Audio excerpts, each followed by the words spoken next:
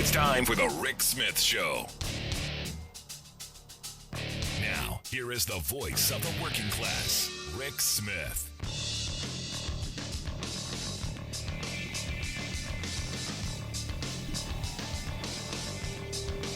And welcome, brothers, sisters, working class heroes. This is the Rick Smith Show. Thanks so much for being here today on the big program. Lots to get to, lots to talk about. It's Martin Luther King Day. So I spent a lot of time reading the statements of people who evidently didn't understand what King was talking about, or willfully or ignorantly just, hey, sounds like a nice thing. We're going to throw it out on a meme so it doesn't make us look bad. It's kind of like how they butcher Thomas Jefferson a lot of the times. But, our uber patriots on the right, they want to seem like they're not racists and all of that. So they all had their thing. And, I as I'm reading through them, and there were, tons of them, I'm going, here's the thing. You can't misunderstand, misuse MLK quotes to make yourself feel better when you're standing against voting reform, when you're standing against making sure that every American has access to the ballot box. You just can't. And it's one of those things where someone needs to tell you, sit down, shut up. I mean, it's that kind of a statement. But it's interesting to see our friends on the right who, on this day, we're fighting tooth and nail against this day from ever happening, and have probably at points in the past mocked the fact that it is a day, putting out quotes of some kind of attempt at unity. I just find that, and Lauren Boebert being, the one that caught me the most, because I don't even think she can spell Martin Luther King. But someone tweeted for her a quote, "The relentless pursuit of freedom that Martin Luther King Jr. possessed should be living on in all of us. Let us all remember the incredible life and legacy of this great American hero." And I'm going, I don't know. I'm sorry. I'm just not feeling that this is genuine. The whole, hey, we should be living, the best life and we should all be free. That's good rhetoric, but your votes matter and your positions matter. And if you're standing in the way of allowing all people the right to vote, there's a problem. And we've seen in Republican states across this country, numerous states, this attempt to block people from getting to the ballot box through one measure or another. And I've spent some time, reading voting rights stuff. You go back to 2000 with the choice point throwing people off the road because they might be felons. Their names rhymed with one that might be a felon. In fact, one guy was going to commit a felony in like 7 years. So they preemptively knew he was going to commit a felony. So they just said, you know what, you can't vote now because we know what you're going to do. I'm not kidding with you on this. They literally had him thrown off the voting rolls because in 2007 he evidently was going to be committed of a crime. And this is the kind of stuff they've gotten away with every presidential election cycle. And you have to give them credit. They do hire the best, the smartest, the most able minds in the country to think of schemes to undermine our democracy. Whether it's throwing people of color off the voting list because they might be felons or their name might rhyme with a felon's name, all the way up through the caging that happened in 2004, to the voter ID stuff in 12, to, Chris Kobach and his commission, the KKK commission, to purge voters who haven't voted in a couple cycles. And to having people who were literally going through their neighborhoods. And this is where the right wing mobilizes people so much better, because hate does this. Hate is a great motivator. This is how they got people in their communities going, well, these names don't sound like names that would be in our community. And they go and seek out whether these people are living in the neighborhood. One guy actually sent out with his own money, sent out letters to people in 6,000 homes, more than that in his area, and challenged the votes of 6,000 people in Virginia and tried to get them all thrown off the voter rolls. Why? Because he had nothing better to do. And yet most of the people didn't even know that that was happening. But I'll bet you today he's got a quote for MLK. I'll bet you. And this is the problem I have with where we are. We're in a moment in time that I think is really important. And it's not just the Republicans. I mean, I look at Kyrsten Sinema. I don't know how Kyrsten Sinema could have put out a tweet on MLK Day. I literally have no idea how that happens or why that happens. Because she's literally the one on the Democratic side, because you would hope they would be better. Her and Joe Manchin, who are stopping this from going forward. And this is one of those moments where, I've talked about this before, and I was sent an interesting tweet via direct message by a journalist by the name of David Roberts. And it's one of these things that, again, I've talked about the greatest generation in the past. But this David Roberts writes, the most striking thing about the entire pandemic to me is the raw, spontaneous, primal anger some people felt at being asked to make personal sacrifices in the name of the public good. A kind of gut-level anti-solidarity was his comment.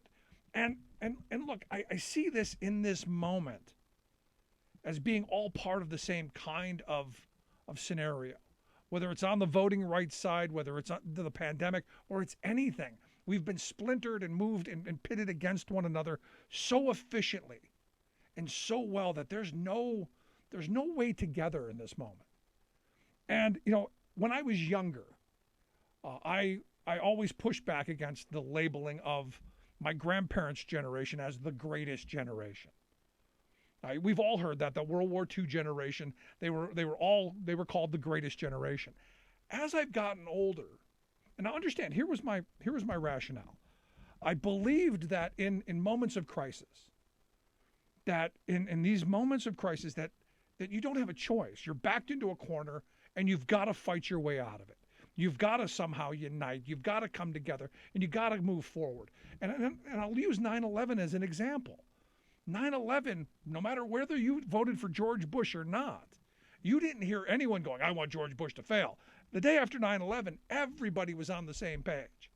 Everyone was saying, we need to unite as a country. Now, Bush and the Republicans did everything they could do to tear us apart and continue that.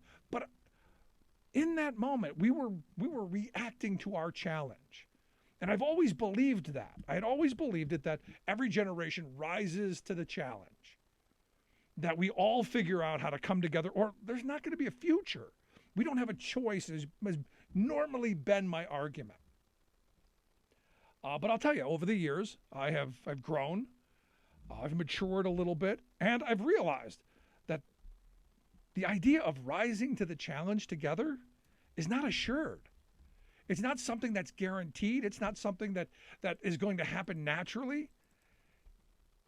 It might not even be something that ever happens. And I look at our moment right now. We, in this day, are in that moment. In 100 years, when our great-great-grandchildren look back and they go, did they rise to the challenge of their day? Did they confront head-on the issues of the day? And I would answer no. And I look at this Roberts quote saying, look, it's this raw, spontaneous, primal anger at being asked to sacrifice. I think back to my grandmother, telling stories about having to draw lines up the back of their calves with pencils because they didn't have stockings, because those were rationed. You couldn't get that stuff. How you couldn't get tires but every so often. How, rubber was, at a premium. There was no silk. There was none of this stuff. And how, as a society, they came together. They recycled their scrap metal. They all kinds of stuff. And they didn't riot They came together and they met the challenge of their day. And I look at this and I go, we're in this moment not capable of it.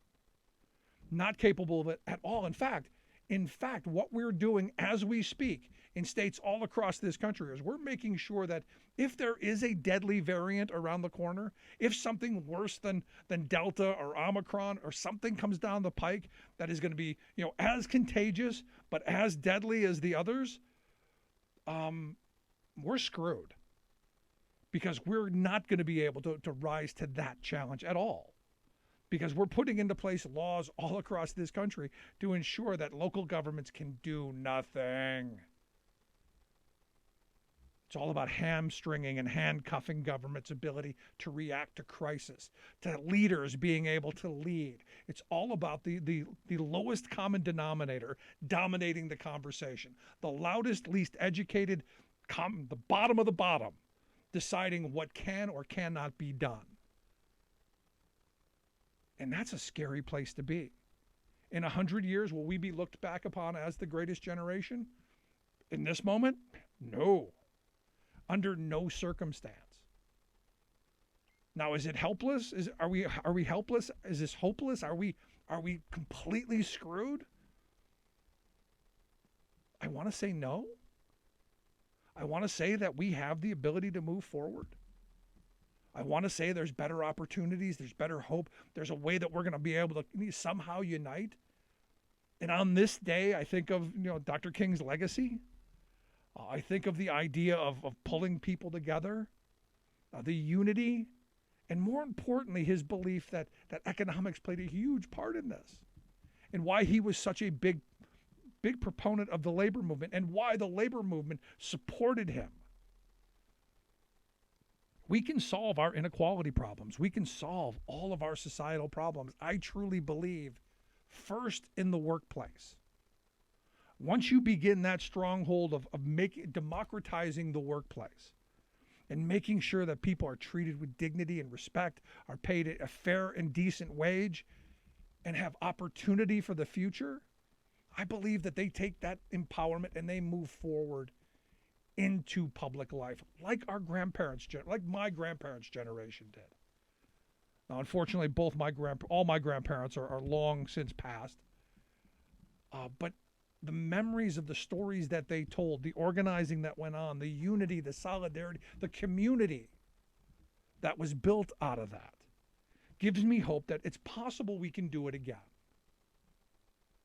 But looking at how our politics has become so hateful, and on a day where you're supposed to remember the legacy of someone who was fighting to pull us together, from the very people who are dividing us at every turn, they will invoke his words. I find that to be quite a struggle. So I guess my thought in this is, I want to live in the moment where we are the greatest generation. I want to live in the moment that we rise to the challenge of our day and look at challenges not as crisis or not as struggles, but as opportunities to do better. Take the reality of where we are and move forward. The fact of the matter is, you look at the massive inequality that's gone on in this country, and you slice dice however you have to, how we've been pitted against each other. Male, female, white, black, Hispanic, Latino, Asian, whatever. Sliced and diced. Whatever sexual orientation, however they can split us up. They've done so for the purpose of dividing our political power and ultimately our economic power, which is why income inequality has not been greater in this country's history. And globally, the pandemic has made it infinitely worse. And yet we're still arguing over nonsense. We're still being forced to fight over whether the last election was stolen, while there is real crimes to be investigated. We are definitely in an interesting moment. I keep coming back to it. Will this be the moment we rise to the challenge? Will we be able to look our grandchildren in the face and say, you know what, in this moment of turmoil, we fought for a better future. We fought for your future. Not sure just yet. Hopeful. And I'll tell you, some of the emails that I've been receiving from people don't give me a lot of hope.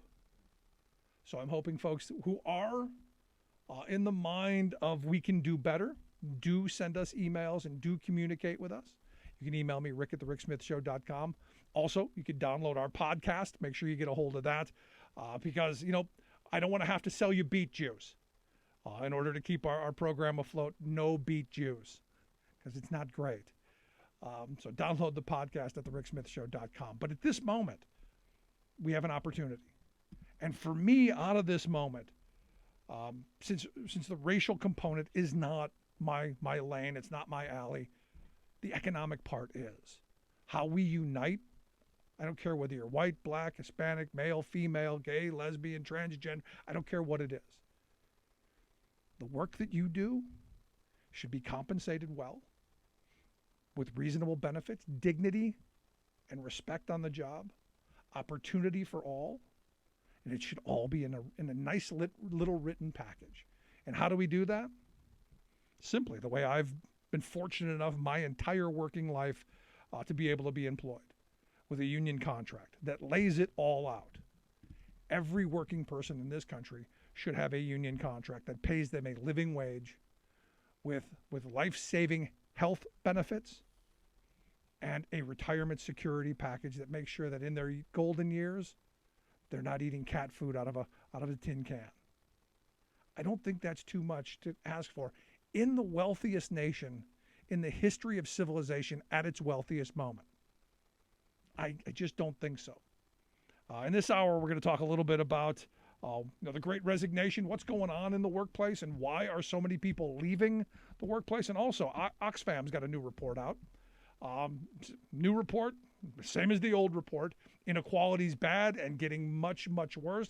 And thanks to the pandemic, it's really bad. Really bad. So we got lots to get to, lots to talk about. Also, your thoughts. You can email me, rick@thericksmithshow.com. I'm going to take a quick break. When we come back, Bill McCamley is going to be here, former county commissioner, state representative, state labor secretary in New Mexico. He's got a new piece out on, just how bad it is to be a frontline service low-wage worker. And I think a lot of light bulbs there. Quick break, right back after this. Stick around. You're listening to The Rick Smith Show. We're working people. Come to talk.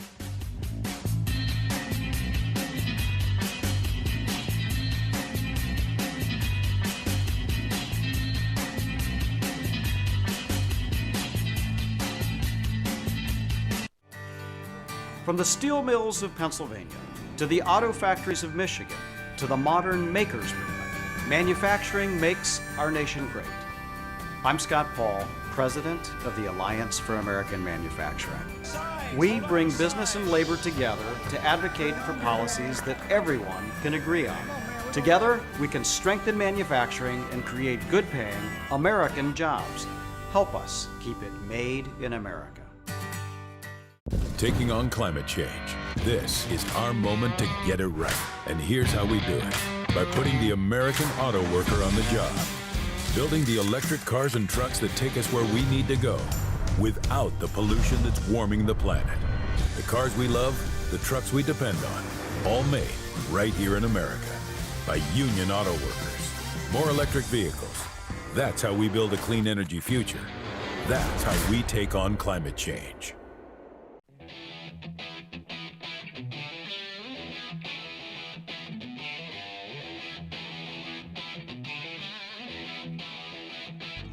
Welcome back to the Rick Smith Show. Now, here is Rick Smith.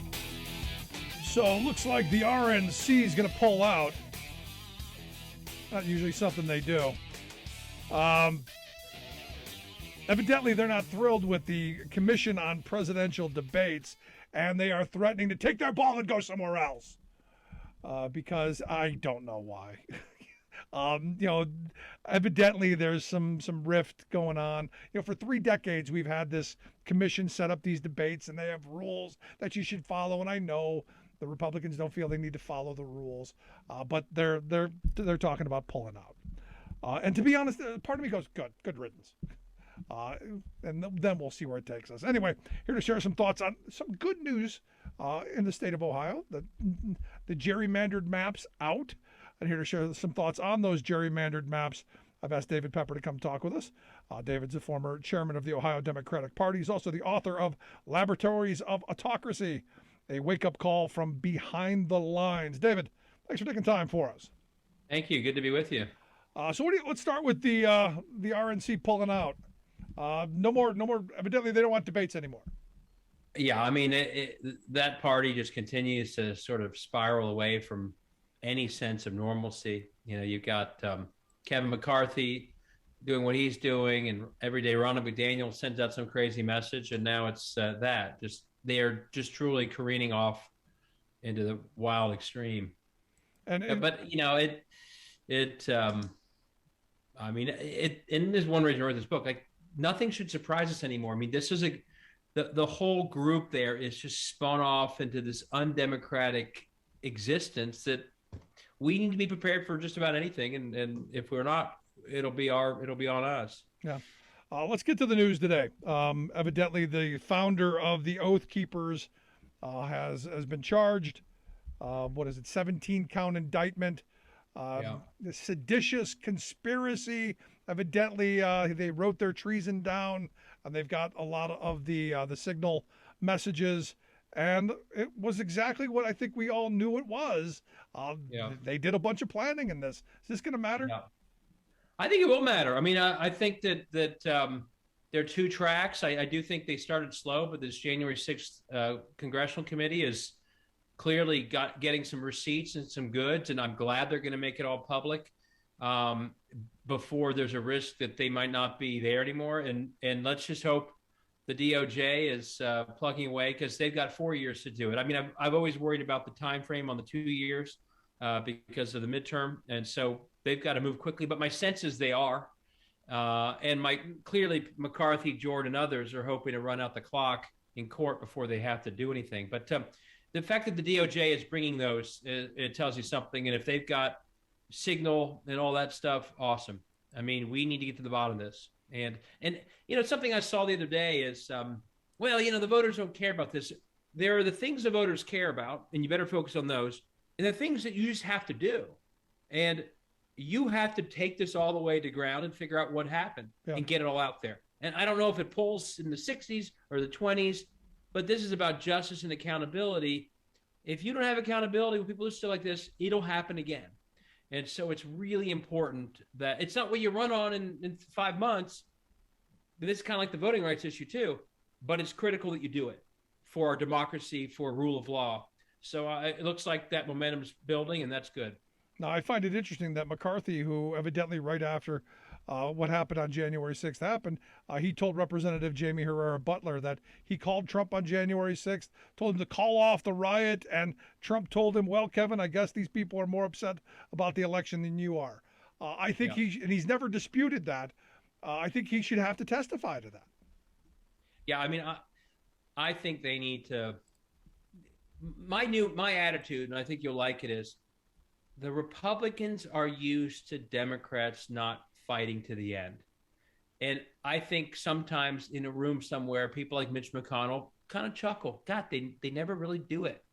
And the goal needs to be here to shock them by how aggressive we are. I think that's true with this, and I think that's true with voting rights. Have them be the one thinking, my God, we've never seen them act like this. They've never been this aggressive. They've never been this serious. I mean, that should be our goal, to be so aggressive that they're surprised by it. Because right now I had a tweet from a state house member in Ohio. I tweeted something like, they've got to pass the voting rights bill. And he wrote back, oh, the chance of that is 0%. They sit back and laugh when we don't respond to what they do as aggressively as they do what they do.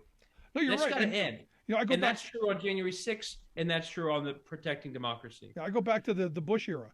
I forget what Dick Cheney was asked about, but he said, you know, the Democrats will cave. It's what they do. That was his response, and that has stuck with me. And I've said for a longest time, you know, Democrats in a street fight will offer to hold your coat. I'm hoping they throw your coat down and ball up the digits and get in there because people want to be fought for. Absolutely. I mean, Mitch McConnell said the other day, if they do this, we're going to take the floor with all sorts of. Go for it. I don't care. Make Chuck Grassley argue till 5 a.m. or days on end. Yes. Good. Bring it. McConnell and Grassley, they're not going to impress the country with whatever they throw there. So every time they make a threat like that, take it. And on the filibuster, make them stand there and make that argument. Again, be more aggressive than you've ever been.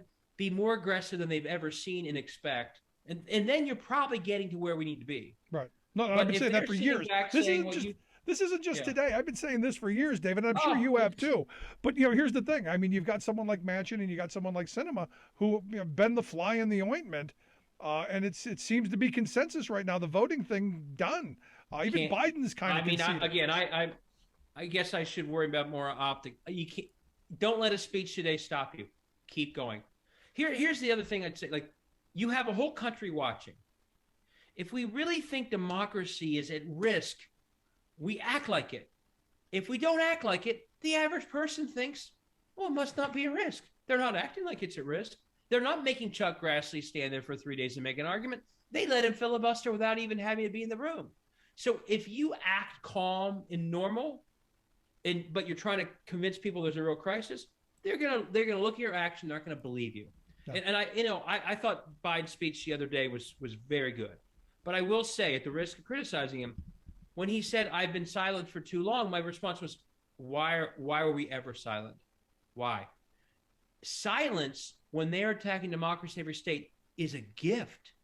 It legitimizes that it must not be that bad if we're not speaking up the way those Texas legislators left the state. So no more silence, and aggressive as can be, or you not only aren't going to win, you leave the impression that it must be political, because if you really were concerned, you'd actually do more.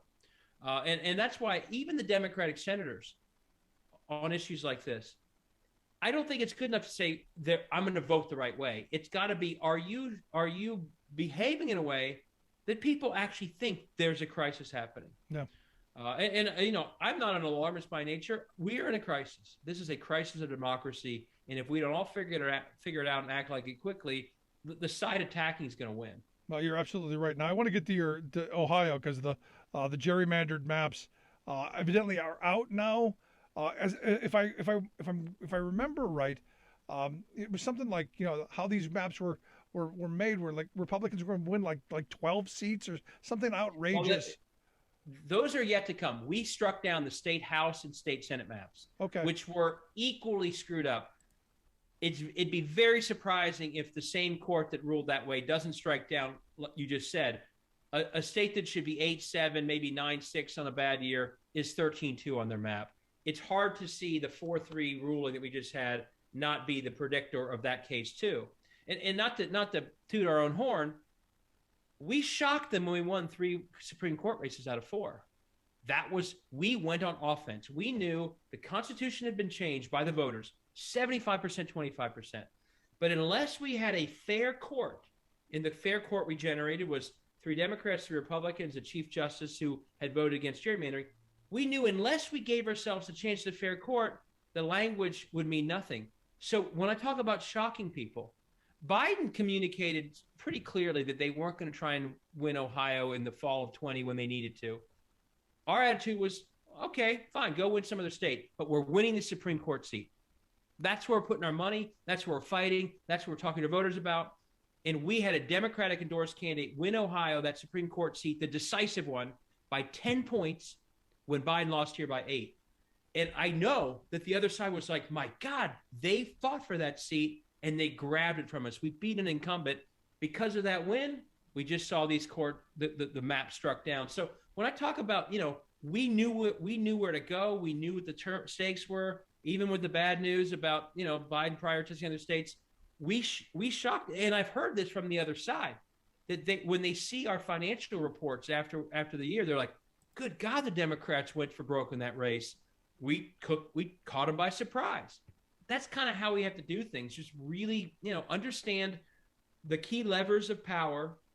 In this case, it was electing a court that wouldn't be a Democratic court. It's not a Democratic court, but a court that would actually protect the Constitution and abide by language that the voters voted in. That's what they did the other day. knock on wood, I hope they do it again on the congressional map. And then to your question, there'll be about a couple weeks now, because the deadline's coming up quickly, where this state house has to figure out how to follow the law. By the way, the conclusion of this court was they didn't even try and follow the Constitution. It wasn't that they tried and failed. They had, in discovery, they found that the Senate president told the map maker, or didn't even say, to follow the key part of the Constitution. They just ignored it.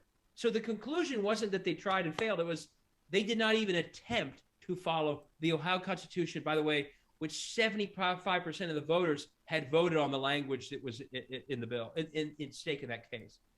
No. That's how lawless they've become. No, I mean, it's that absolute power corrupts absolutely. Yeah. They didn't even try. I mean, it's so the question then is, how do you see this playing out? And at some point, can't we just take this away from legislators and figure out a different way? Yeah, I mean, clearly the best approach is that politicians aren't drawing maps at all. Michigan's done that. Other states have done that. Ohio tried that in 12. I campaigned for it. It failed pretty badly, even in a year that Obama won. So this was the alternative. You know, we listened to the voters. They rejected that. This was a way to put into place by the way, the Freedom to Vote Act is doing the same thing. We at least added standards that these politicians have to follow that were clearly written, robust, and, enforceable. And so that's not as good as the independent commission, but it's better than nothing, which most states right now have nothing to enforce against. Yeah. So that was passed 75-25. And this is going to, I think, become an institutional battle. A state house that doesn't want to follow the law, even if the court tells them to. By the way, the Republican Party is by name attacking the Republican Chief Justice who is part of the opinion. They're blaming on her by name. That's how crazy these people. The court still has jurisdiction over the case, and they're attacking her by name. Like, memo to all litigants: never do that. It's a really bad idea. So they're so full. They're so full of themselves. They're attacking it. I think the state house will still try and gerrymander again. They can't say no. All they've known is rigged elections. They can't break from it. Right. It's all they've lived in. And this will be a battle. Will the court hold firm and say, sorry, we are protectors of the Constitution, and you are not going to have a primary until you finally agree to follow the damn Constitution. So it'll be a showdown. And, obviously I'm cheering for the court. And the fact that they're insulting their own Chief Justice, I think, is a pretty bad mistake, when in the end, whatever they do is going back to that justice. Yeah. Well, it could be an interesting spring. I did want to wrap up on the final point of the voting rights thing, because I've gotten a bunch of responses from people kind of down today, because it seems like this is tanked. What are you telling people to do? What's the way forward on this? Because as you've said, if this is that important, this should be what you're going after. Well, keep going. I mean, keep going. Today was about trying to lower the pressure. Don't lower it. Keep building it. Ultimately, Chuck Schumer should call the roll. Like, don't let them push it out. And the reason McConnell is making these threats and trying to use other ways to distract us, because he's scared. He knows that there's some risk of this happening to them. But if we let, I do these whiteboard videos. Anyone who follows me on Twitter at David Pepper will see them. We've been here before. It's a long time ago, but it's really instructive history. The South was attacking black voters relentlessly in the 1880s. There was a bill in 1890 to stop it. Passed the House. The president supported it. The Senate dithered. Filibusters stopped it, including people on the side of the Republicans who then were against these things happening. It failed. Boom. Jim Crow 10 years later. No blacks registered in the state, in the South, basically for 80 years. They knew it. They saw it coming. Congress failed to protect. That was it. That is a history we do not need to repeat. I mean, people in their 20s, an African American in the South in his 20s would have seen, in 1870, would have had elected mayors who were black, or state representatives, speakers of those Southern houses, Congress people. Probably assumed that was going to be true for the rest of his life. After he turned 30 for the rest of his life, he would never see that again because they didn't act in 1890 to stop what was happening. So the federal government has to act. And if you hear that story and know that history, that's when you say to everyone, just because someone gave a speech today, do not stop. Because when the federal government pulls back in the face of relentless attacks on democracy, those attacks win, and the consequences can mean that the little boy I put to bed just about 10 minutes ago is going to spend his lifetime trying to claw back what they're going to lose. So we have to keep going. And by the way, but we can't only watch the Senate. Everyone listening to your show every night, there are things they can do in their neck of the woods, state rep races, congressional races, registering voters, getting people to school board. Do all of that stuff right now. Don't just watch them and get frustrated. There are things you can do in this 22 cycle that can help. Like where I'm in Cincinnati, we might be able to pick up a congressional seat if we succeed in this lawsuit. Go get it. Save the House. But while you're at it, save your state house too. So don't just watch the Senate. And this is what's in my book. There are so many things all of us can do every single day to fight for democracy, knowing that there are people fighting against it equally hard every single day. There you go. And the book, of course, Laboratories of Autocracy, a wake-up call from behind the lines, written by David Pepper. David, I appreciate the time as always. Great stuff talking with you, my man. Thanks. Take care. Have a good night. You as well. Again, make sure you check out the book, Laboratories of Autocracy. We'll get links out on social media, how you can take a look at that. Quick break right back after this. Stick around. You're listening to The Rick Smith Show. We're working people of the talk.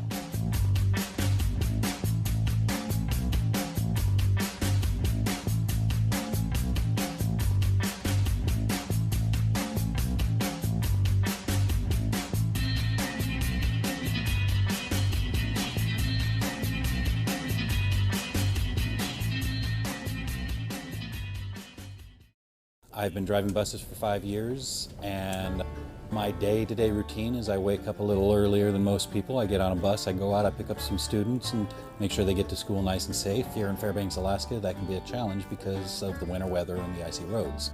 But I love the job. So the Teamsters are great. They provide us a lot of protections. They've always taken care of their people, made sure that our jobs were secure. We didn't have to worry about whether or not we'd have a job from day to day. And that's amazing because before we'd be working 4, 6, 8 hours a day and only earning minimum wage was real difficult to make a living. And the Teamsters pushed a lot so we make something we can live off of and not have to have a second job. What absolutely gives me peace of mind.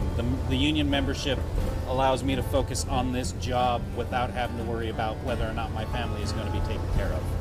I'm Andrew Case, and I'm proud to be Teamsters Local 959.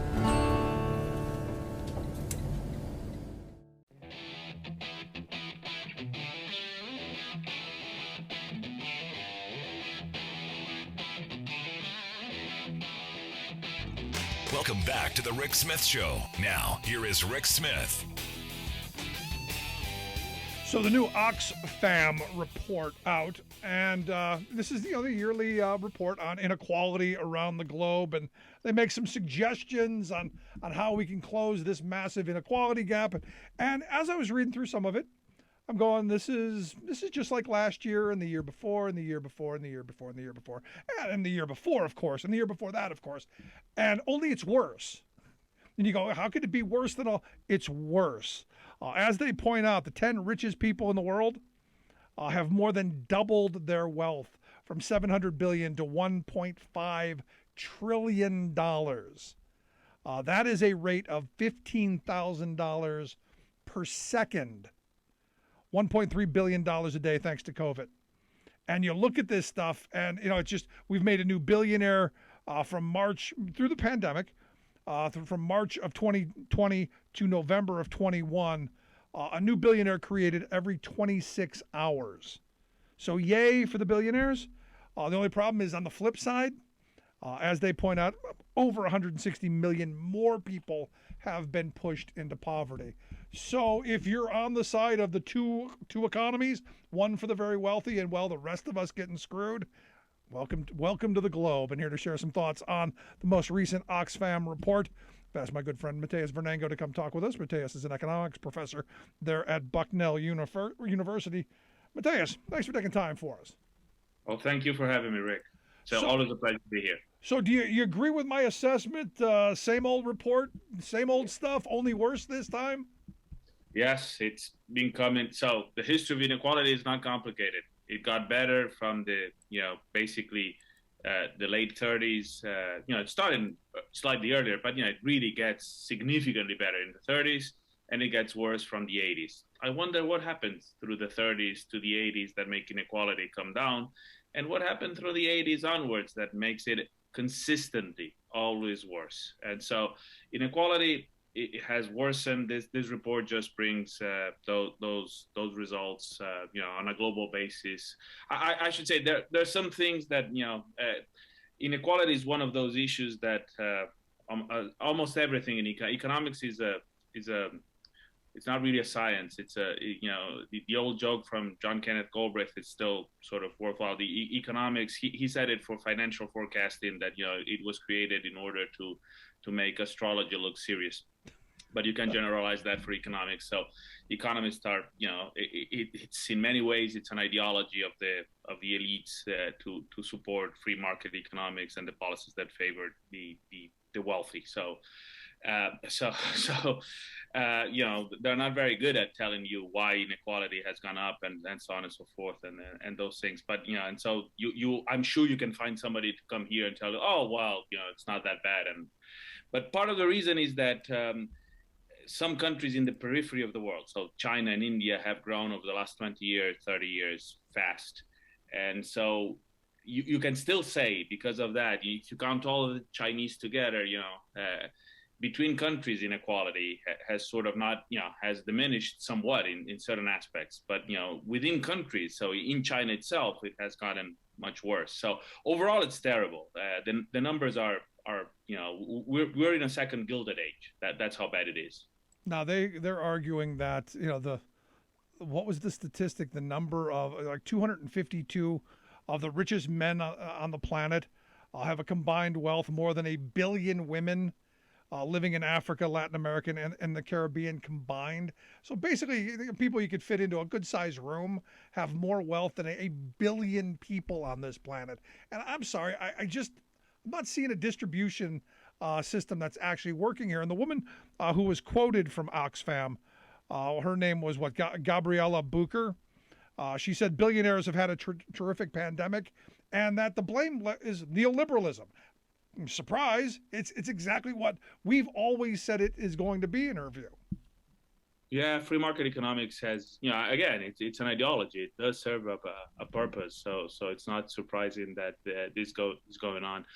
The only thing I would say, inequality is a complicated thing to eliminate. So you can reduce inequality, but even that, it's complicated. So if you ask me how you get back to more reasonable levels of inequality, it's a complicated thing. But what I think in the report, it's really painful, is that you see stuff like hunger, the number of kids that die of hunger and whatnot. And we just went through an experiment in the United States. So we started for example, with the child tax credit to give money to, families that have kids. And, it's not a huge amount of money. It's $250, whatever it is. It's it's not a big check. And we got half of those kids or whatever. No, it's like 67%. I mean, don't quote me. I'm terrible with those things. But we reduced brutally inequality in this country. So it's not that we don't know. So reducing hunger, it's something that it's doable. And I'll give you an example. I grew up in Brazil, so in many ways I'm more Brazilian than the country I was born, which is Argentina, and I've been here for 25 years. So I'm somewhat American at this point. My long transition from immigrant to redneck, it's my joke. So I've been here long enough. But my point is, so think of this. In Brazil, the government of Lula, he eliminated hunger. Brazil had the guy that is at FAO, the United Nations organization that dealt with that. Eventually, was the guy that was the secretary of nutrition or whatever it was in Brazil. So because they eliminated hunger. So hunger is not complicated to eliminate. You give money to people to buy food and you eliminate hunger. Inequality is more complicated. Why? Because if you ask me, for example, did we eliminate inequality back in the 30s and 40s? How did we create a vast, working class that was middle class effectively? So it wasn't just one thing. We gave them education through the GI Bill. I mean, lots of problems. We didn't give it to African Americans. Women had less rights. So I'm not saying it was perfect. So God forbid, but it was better. And we did give them education. We give them rights, the right to form unions. We protected those rights, although we weakened them early on in '47 with right to work and so on and so forth. But there were a series of rights that were enshrined. There was a fear of communism that allowed the elites in this country to compromise, to say, you know what, wages can increase with productivity. So there were a set of policies. So it was a set of things. It wasn't just one thing. So we had very high tax rates for the very wealthy. So all of those things. So you don't need just one thing. That's the problem with eliminating and reducing inequality and eliminating poverty. Those are difficult things to do. Right. So I don't want to minimize and make it look like it's simple. Even if we wanted, even if we had the best president that we could, and he had all control of Congress and Senate, and it would be hard. But there are certain things, and that's what I'm saying. There are certain things that it's really painful. I mean, we really can eliminate the worst of hunger. We shouldn't have in this country people that go to sleep, children that go to sleep that haven't have enough food. That's unconscionable. That's unbelievable. And that's what this report shows, that we do have those things. Yeah, and I would argue the report also shows it's policy that got us here. Because as you pointed out, you look at those things that my grandparents' generation fought for. Things like the GI Bill, things like the National Labor Relations Act, things like the Fair Labor Standards Act that raised the minimum wage, took children out of the mines, again, had their failings each and all, but in the right direction and did build the most prosperous working class in history. And here's the other part. We weren't perfectly equal, because anytime I talk about reducing inequality, everyone comes back to Mateus, well, we're never going to be a perfectly equal country, and nor should we ever be, but we shouldn't be this unequal. We weren't even equal opportunity. I mean, which, that there's an argument to be made here. I mean, this is not a philosophical discussion about fairness in society. This is not an academic sort of ivory tower sort of, this is things that have proven empirically in the real world to work. And part of the story is that, the Republican Party, and it's important to because there, of course, again, as I said, there were problems with the golden age and the period of the 40s and 50s and 60s in which things were going in the right direction, but they were going in the right direction. And there are lots of problems with the Democratic Party. But at least within the Democratic Party, there are forces that try to get those things right. The Republican Party at this point has used a wedge, a cultural sort of wedge, to make things worse. And the part that I think it's distressing for me to see is how much of working class people in the United States have bought into that discourse. The bitterness of this whole thing is that there is a significant amount of working class people that have bought into the argument that there's nothing to be done, and that the problems are whatever, political correctness, or I don't know, a lack of freedom because there are mask mandates or something along those lines. So it's concerning, because we are going to have. As I'm a macroeconomist, so as you know, when you invite me more often than not to talk about the macroeconomy rather than poverty and inequality, we're going to tighten policy. So instead of the things that we talked in the last times, that we're going to expand the Build Back Better and expand some of these policies that have worked, as a way of reducing poverty, as a way of reducing things like hunger, in helping reduce inequality. It's less likely that we're going to do those things, and more likely that we're going to tighten, that people are afraid about inflation. And so I see, it's hard not to be pessimistic at this point. So, this report is just piling up on my sort of, my mood at this point. No, I'm with you. You're listening to the Rick Smith Show here with Mateus Vernango. Mateus is an economics professor at Bucknell University. We're talking about the latest Oxfam report.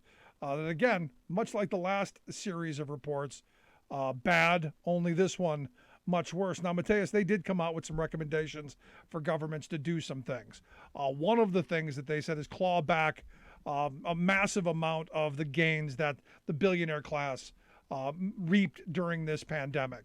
Because as the woman said, reality is that the pandemic's been great for our billionaire class, and our billionaire class has been growing.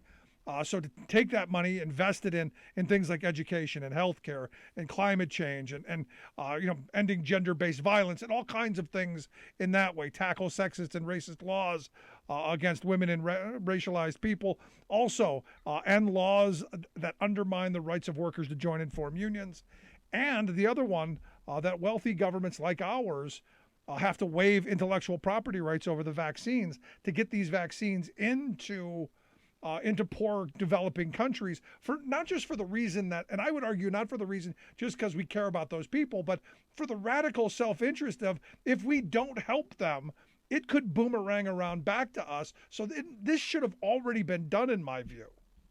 Oh yeah, there's no doubt about that. I mean, the pandemic will not be over until we don't have everybody, in one way or the other, vaccinated or have gone through this, and it becomes endemic. So yes, I think that again, corporate power, does matter for inequality, and that's that's the notion of a gilded age.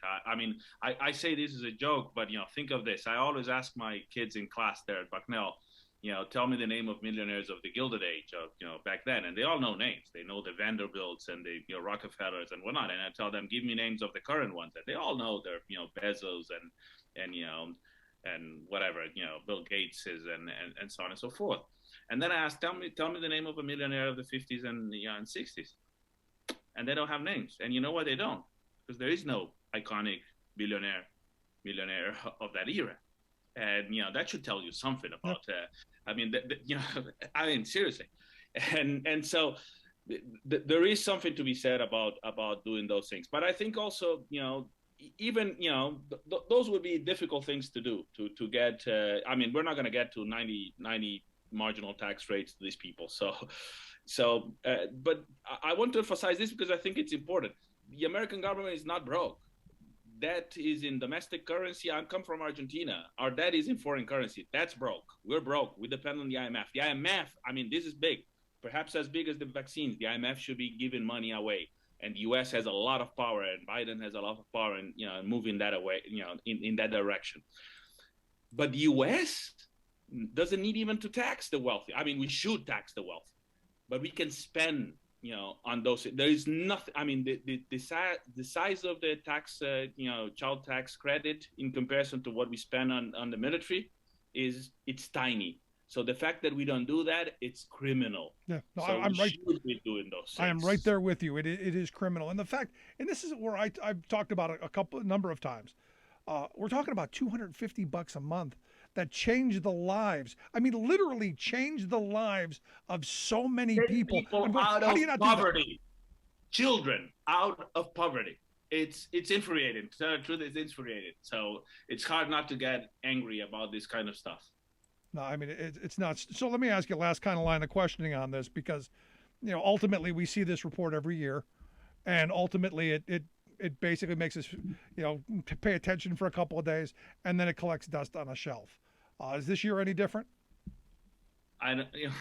Election year, so we're in the middle of waiting to see what we'll be able to pass in terms of fiscal policy.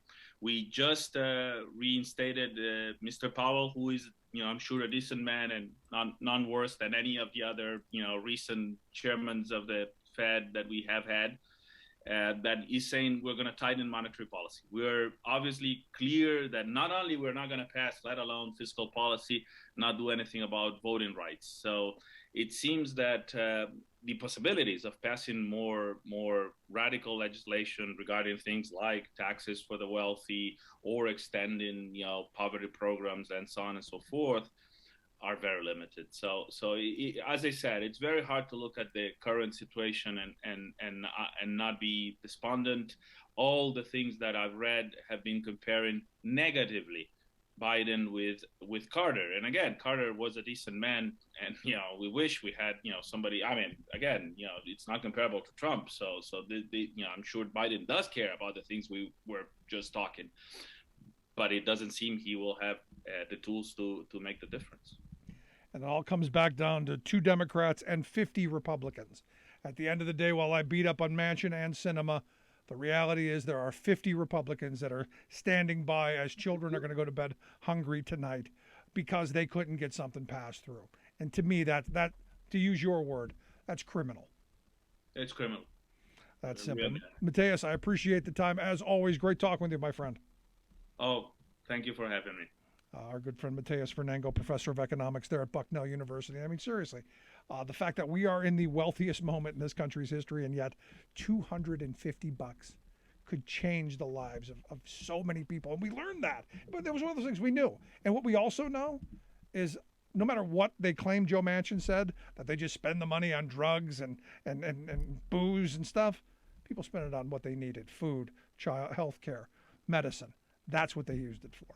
I'd love to hear your thoughts, though. You can email me, rick@thericksmithshow.com. Make sure to download our podcast so I don't have to hawk any beet juice. Thanks so much.